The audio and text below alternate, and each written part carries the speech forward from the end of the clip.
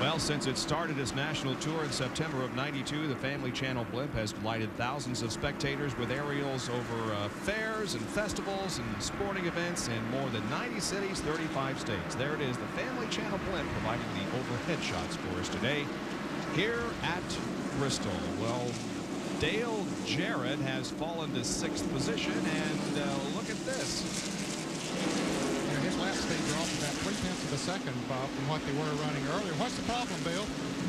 Ned Dale just can't get off the corner anymore. They've been working on this all weekend, and now he's just radioed back to his crew that he's having trouble in the turns, and he just can't get off the corner. They're happy with their run to this point. It's going to be a disappointing finish for him. Davey Adelson won from the backstretch here the first race in 1990, and they were hoping to pull off another one today. What are they doing, Bill? Spinning the tires off the corner? They're loose off the corner? That's the problem they had last night in final practice, Benny. They were working on that. The change they made on the headers this morning, they were hoping would take care of that, and they believe it has up until this point. But it just now, Dale just doesn't have it coming off the turn anymore. Let's go to Dr. Jerry Punch of the 24th page. Remember I told you a minute ago that Jeff Gordon had said the car was sputtering a little bit, missing, and it would catch back and run okay. Well, he hasn't commented about it missing anymore, but better safe than sorry.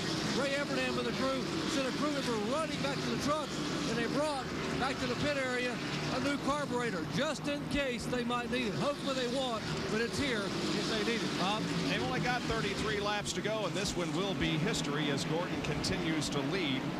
It is interesting to note that when Dale Earnhardt won this race here last year, he took the points lead from Ernie Irvan. Right now, if points were awarded at this moment, Dale Earnhardt would not be in the points lead, but he would be 5 behind Sterling Marlin, who is running in 4th position, and Dale Earnhardt is make that 25th. So we could have a new points leader at the end of this event. And it's amazing how many laps they can run here in a short one. They can run almost or better than 40 laps in about 10 minutes, Benny, something like that? About 40 laps in 10 minutes. Right now we have 30 laps to go, and this race is going to be over in less than 10 minutes if there's not a caution flag. And Jeff Gordon, as you can see, is about to lap the 43 car of Bobby Hamilton running 8th, but his separation back to 2nd place, his advantage over Mark Martin is almost 4 seconds. Yeah, he's only lost about 1/10 of a second since the last time we clocked him, which was what, 20 or 25 laps to go. So he's not really losing that much time. So he can't afford to sit behind. Oh, whoops. And what happened to Jeff as he came off the corner? I think he got a little bit. I think he lost traction, got a little bit sideways, and backed off of it and said, "Hey, I don't need to be trying to be a hero here and straighten that thing out." He just backed off and let her straighten out and then come back at him again. And he was right on the back bumper of the 43, and all of a sudden, car just slipped. Now the 43 is trying to get by this. You know, that's a problem. Right now, the 43 car is trying to get by the 17. The 17 trying to get by the 28. You know, they're not as concerned about Jeff Gordon as they are themselves. Right, they're going to try to hold their position.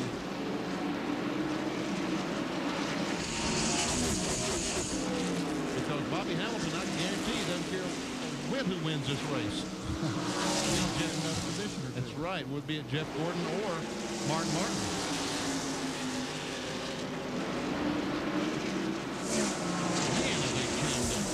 I think Dale's holding them up a little bit there right now.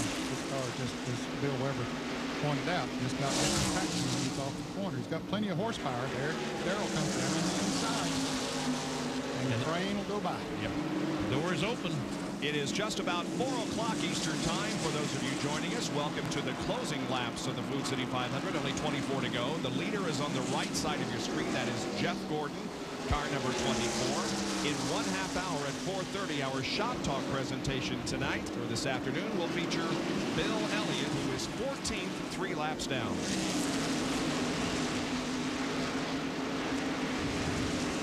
Bobby Hamilton has moved into that 7th spot. Darrell off at the 6th. There we see the Autolite field summary. Now there's just 8 cars in the lead lap. Now Dale Jarrett's actually lapped down, so 7 cars now in the lead lap. Yeah, 7 cars.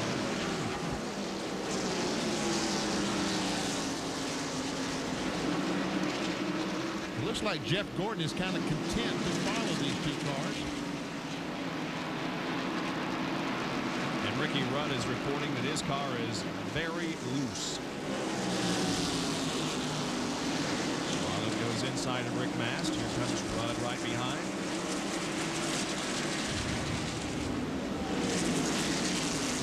To go for Jeff Gordon, excuse me, Ned. Rick Mast is 2 laps down in the 10th place. Now the Rick Taylor just lost to currently to Ross Preston.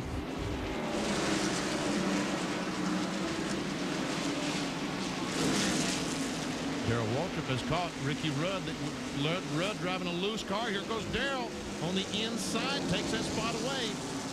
Is the 43 car going to be able to get it? He can't. So Darrell moves to 5th now. And you see Jeff Gordon, they're not outrunning Jeff Gordon right now. Jeff has just backed off and said, these guys are racing for position. I'm not going to get up there because right now Mark Martin is not gaining on me. I might be even gaining on Mark Martin, the 2nd place car. So let these guys race. I'll ride to the end, which is only 17 laps from now. 17 laps to go, and that is exactly the message that the crew is conveying to Jeff Gordon.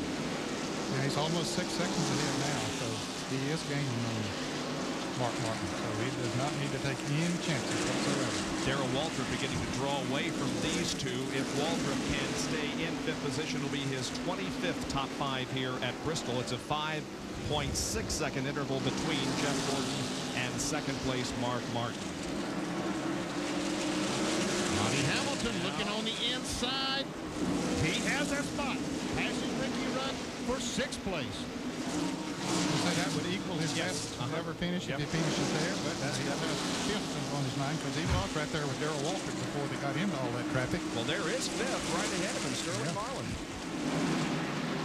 Both coming up on a lot of traffic. It just well, actually, Darrell has passed Sterling and taken over 4th. That's right. He's in 4th position now. Marlin back to 5th.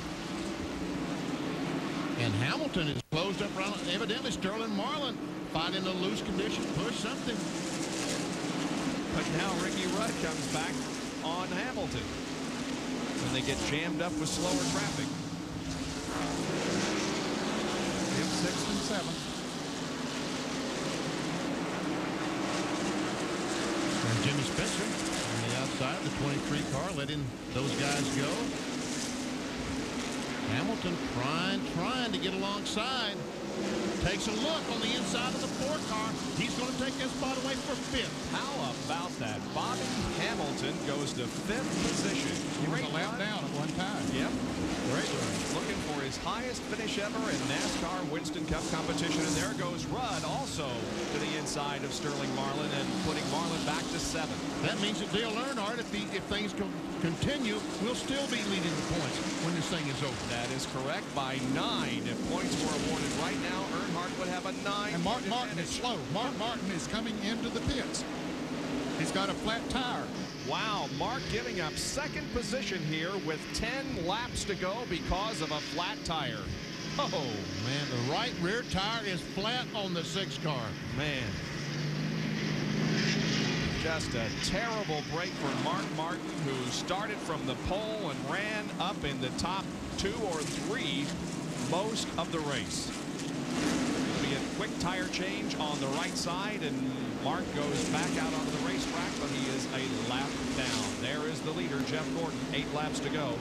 This is a guy that we have watched grow up on ESPN from Thursday night and Saturday Night Thunder, but if he wins this race today, it'll be his first victory on ESPN. Really? That's right. Yes, that's right. Huh. He's won a couple of races that we've been involved in on ABC, but he's never won an ESPN race. Well, actually, Mark Martin is 2 laps down now. He lost another one. He lost a lap as he was coming into the pits, and then changing the tire, lost another lap.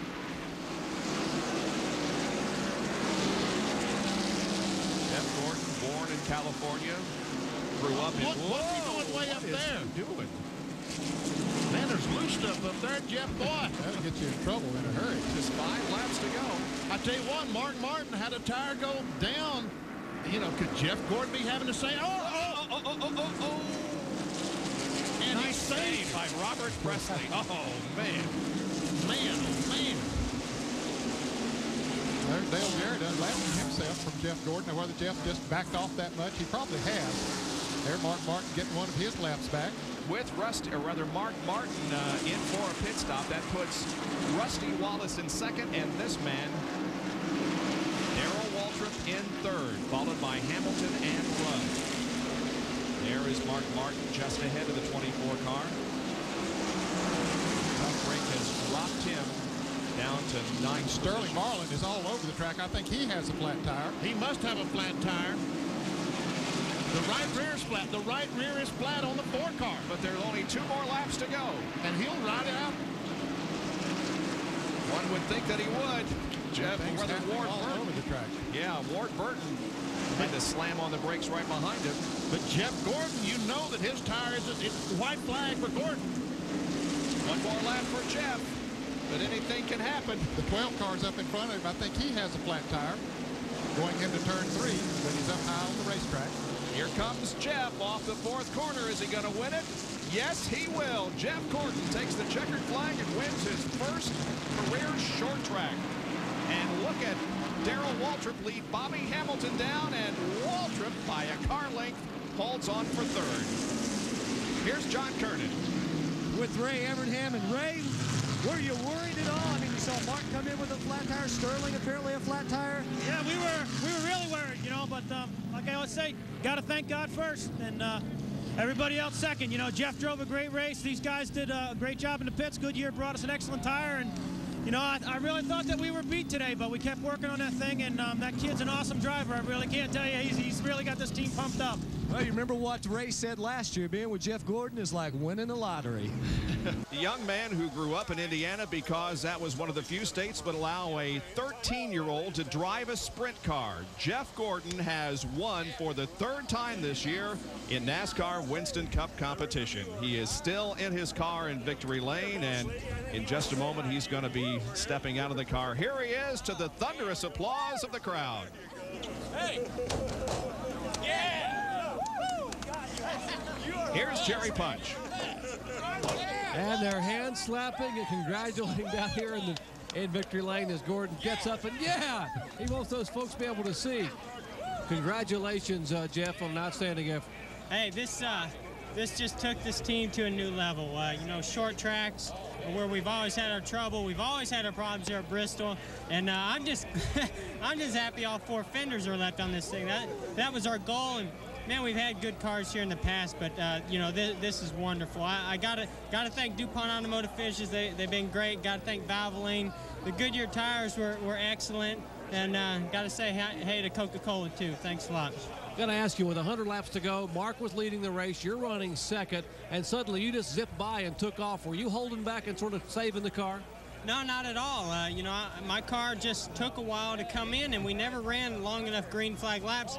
My car was tight. It was tight. These guys kept loosening up all day long, and all of a sudden, that last stop, they got it just right. And it wasn't very good on new tires, and them guys got out away from me. But all of a sudden, man, that thing just, I don't know what, it's like it just hooked onto a rail and just took off. I mean, it was driving itself. My foot fell asleep, and it was hurting so bad before I got by Mark, and then after I got by Mark, I didn't even know I had it asleep, and it's still hurting.